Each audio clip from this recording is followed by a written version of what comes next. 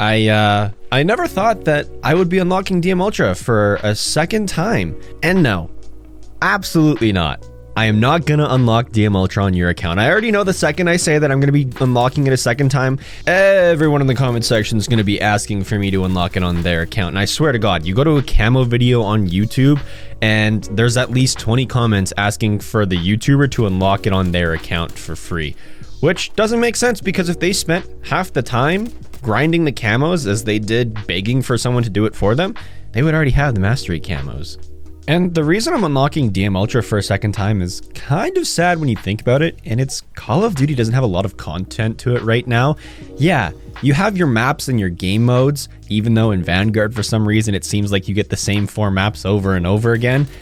But there's not a lot of stuff to grind and work towards. It's been like that since Modern Warfare 2019. And I think everyone's very well versed in what the issues are.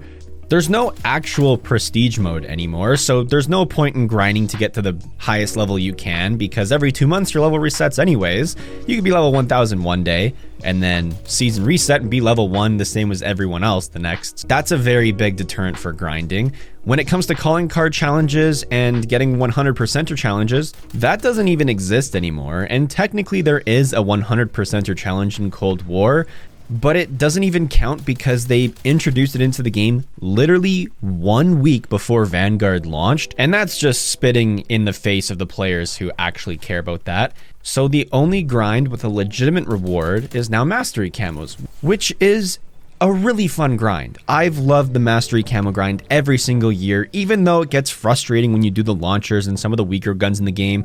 It's still so rewarding when you get that atomic camo or DM Ultra camo at the end of the grind. But a rock on the side of the road is even smart enough to know that that's not enough content for a video game that you're charging $80 for. Yes, Call of Duty games have a lot of content in terms of maps and game modes and weapons to use. And I'm not being a greedy Call of Duty consumer who wants Activision to give us everything under the sun and stars, but Call of Duty's history has always had a lot of stuff to grind in games. Look at Call of Duty's from the golden era and the industry standard then. There was over 1,000 emblems and calling cards to grind. There was camo challenges, prestige grinds, weapon grinds, on top of all the maps and game modes that were in the game. It was an industry standard to have that much content, and it was just thrown out the window, it seems, within the past couple of years, and games have been super watered down because money trumps the consumers actually enjoying the product in terms of the executives, which I understand in a business sense, but also at the same time, don't you want your consumers to enjoy the product rather than be hating on it the whole time? At least for me, if I was the CEO of Activision, I would care personally more about what the community thought about the game versus how much money I would be making. Of course, that's coming from me, who has a background in playing video games for a majority of my life.